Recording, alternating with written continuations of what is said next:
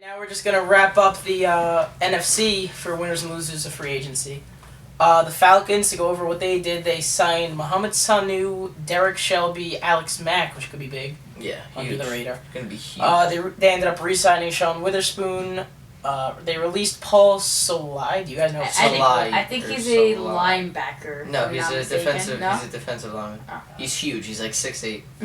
Big guy. They cut William Moore and Justin Durant, and they re-signed Adrian Claiborne for 2 years, $9 million. So I definitely think that they won. Mohamed Sanu, Derek Shelby, and Alex Mack. The three big moves are definitely gonna pay out. They finally have someone opposite of Julio Jones. That's definitely big. Derek Shelby's a good DN. I forget. I always forget between outside linebacker and DN because they're He's a DN. Sometimes they're the same Shelby. position. So yeah, he's a DN. He's definitely gonna help with the rush because I don't think they really have anybody else there. Alex Mack is a great center. Don't know why the Bears let go of him because they did a lot of stupid things in free agency. Yeah. But yeah, I definitely think that they won because of that. And Sean Witherspoon is a good depth linebacker. Yeah. The only thing that I find interesting about signing Mohamed Sanu, especially to the deal that they signed him to, one thing you could say about this, what I'm about to say, is that Roddy White is old. But in that offense, Julio Jones, with the Kyle Shanahan offense, it was surrounded against molded against Julio Jones and only Julio Jones. It was built for Julio Jones. Yeah, and they never really threw to any other receiver unless due to injury or Julio was out for a play. Mm-hmm. But I don't know how Mohamed Sanu's going to do. And from a fantasy perspective, which I meant to say earlier, I'm staying away from him just because I don't want to risk it. But definitely all eyes are still on Julio Jones. And from a fantasy perspective, absolutely. yeah, if we're talking about fantasy right now, Mohamed Sanu, not really a good free agency pickup for fantasy. As of right now, at least, barring injury. Don't make this deal make you shy away from Julio Jones and make you think, oh, he's going to decline. No, it's still all about Julio Jones. Yeah. All right, moving on to the Buccaneers. They re-signed Doug Martin after many thought he was leaving, so that was pretty big for them. Yeah, I was very surprised about that as well.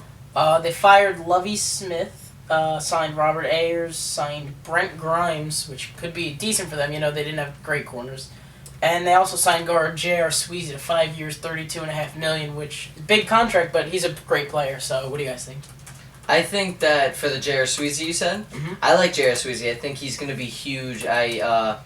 I think that he's going to help with Doug Martin and help in protection for them, which I think they needed a little bit. And also they have that really good rookie. Ali Marpet. Yeah, who's going to be playing alongside him, and he could help coach him as a veteran player. So I like that move. I think it was very good for them. I think that overall they won free agency. I agree. I think that, definitely the re-signing of Doug Martin definitely made them winners. Also, I don't know if you put that, but the head coach that they got was Dirk Cotter, their offensive coordinator, because they probably got that because of what they got out of Jameis Winston. So yeah, I definitely think that they won. The Bucs did really improve. I thought they were going to make the playoffs. They were in playoff contention for a little bit. Hopefully they'll go back to that this year. But yeah, I definitely think they're winners. Yep. Saints, they cut Brandon Browner, cut Jari Evans, sorry. Who still isn't picked up. He's a really good guard. He's only 31. That's not really old for offensive lineman. I still don't get that. Yeah. I don't know. Maybe someone will soon. Yeah. They probably should. I'd be surprised if they don't. Yeah, you can't really go into the season with this guy being a free agent. He's pretty good.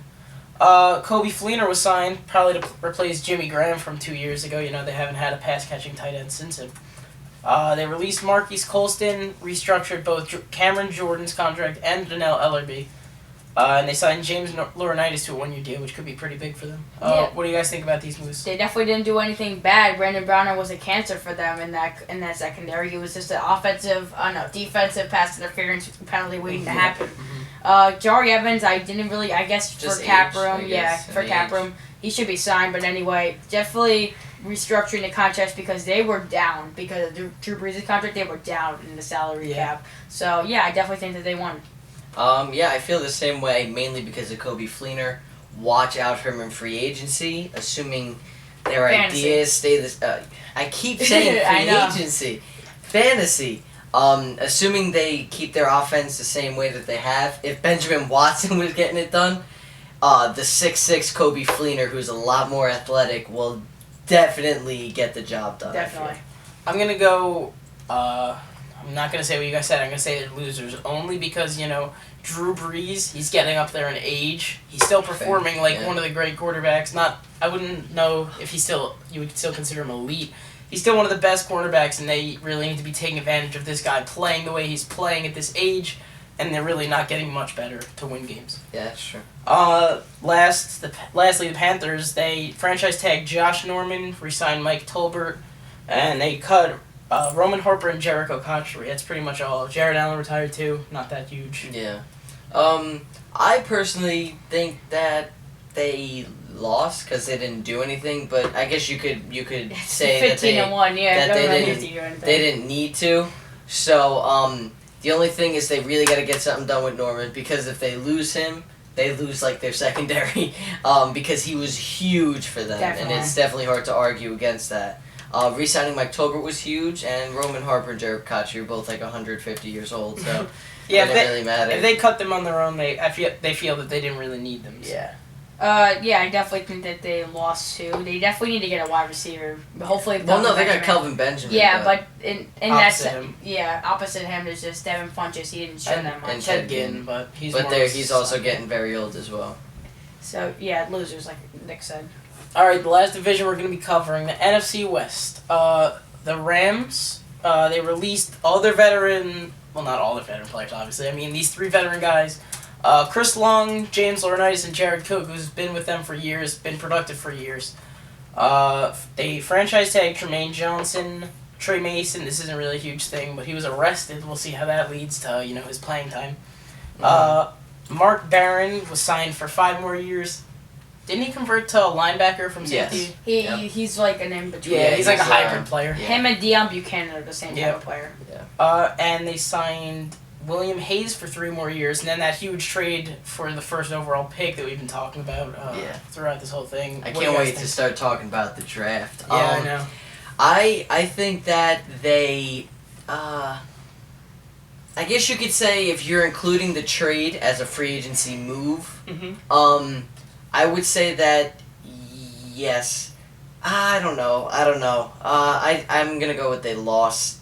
I think because they only re-signed 2 players, and if this trade doesn't work out for them, they just ruin their franchise for like 2 years. So but if it does, then obviously it's like a flip of the coin type thing. If this trade works out and they get a franchise quarterback, this was monumental for them. Yep. If they don't, it was a It's all monumental based on loss that for trade. them.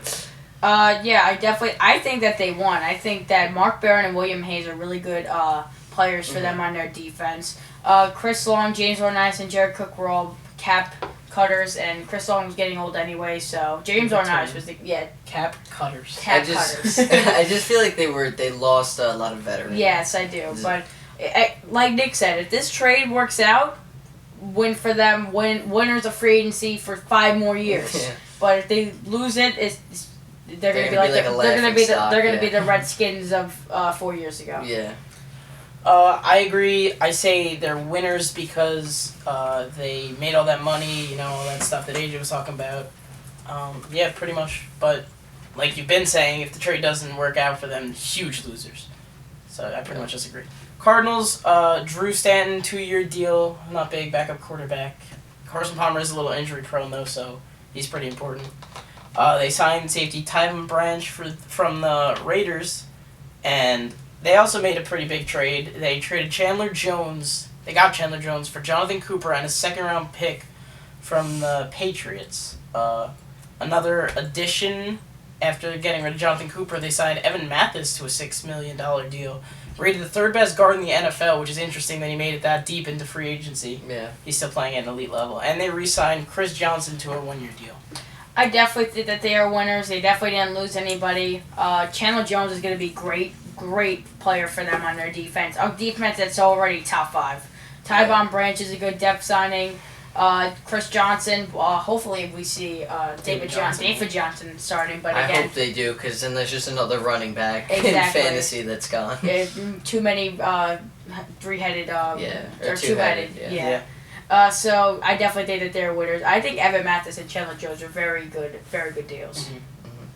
I agree. I think they won. They needed to get better. They needed some type of pass rush, which they lacked dramatically last season, and they got one. And I feel like the moves that they made this year, especially at the guard and defensive line position, is going to propel them to literally winning the Super Bowl or just there. Yeah. Assuming Carson Palmer doesn't get hurt this year. I thought that they should have went to the Super Bowl. They should have Yeah, beaten. they Should have were beaten the Panthers. They were great. I think they were better than them personally, but Yeah, I agree with you guys. I say they're losers. Winners. I say they're winners. Niners, not a lot really happened. The biggest move was their signing of defensive tackle Ian Williams to a 5-year contract. He was good for them. But then that ended up becoming a 1-year deal because he did something. He failed his physical, I think, Really? and it became a 1-year deal. Yeah. he's still. Really I mean, good either way, for he's them. still a good player. It's a big Yeah. No, I deal know. for Yeah. them, even if it's only for 1 year. Hired Chip Kelly to replace Mike Tomsula.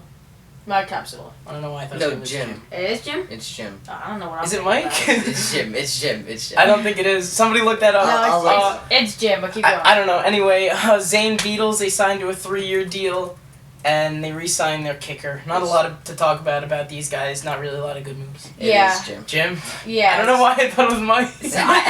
So I thought that they lost because they didn't really bolster that the defense or the offense because they were one of the worst teams last year. But then they're going to also be losers because they're not going to get a quarterback in the draft because of that trade. So I definitely think that they're losers. Yeah, definitely. Okay. Lastly, the Seahawks, they signed Jermaine Kearse and Jeremy Lane. They re-signed both those guys, but they lost Russell Okung to the Broncos. They also lost Marshawn Lynch. He retired. He was huge for them, like we talked about previously in a couple other videos. And re-signed their punter to a 4-year extension. Not a lot happened with these guys either, really. Yeah. I think that they lost just because they didn't really do anything. All they did was lose players or re-sign people they already had. So, and I the only thing that makes me consider it is the Jeremy Lane thing because that was huge. But other than that, I think they lost. I think they lost too, and you didn't really talk about the offensive line. Again, they don't have an offensive line. They don't really have anybody there. They have to bolster that offensive line in the draft, so I definitely think that they're losers. Yeah, we'll see what these guys do, but as of right now, they're losers. Alright, that wraps up the winners and losers of free agency. Hope you guys enjoyed. Now we will be moving on to the NFL Draft player rankings. Also, really quick, since we're done with this segment, we're going to replace it next week with the pre-fantasy mock draft. So that will be coming out next week. Yeah, so we're excited for that. So that's going to be coming out next week. Yep. Oh, and one last thing. All future free agency moves will be on our Twitter, so make sure you guys follow us on Twitter to see the moves that Yeah, are because made. we can't really do anything else. Our with Twitter will it. be in the description.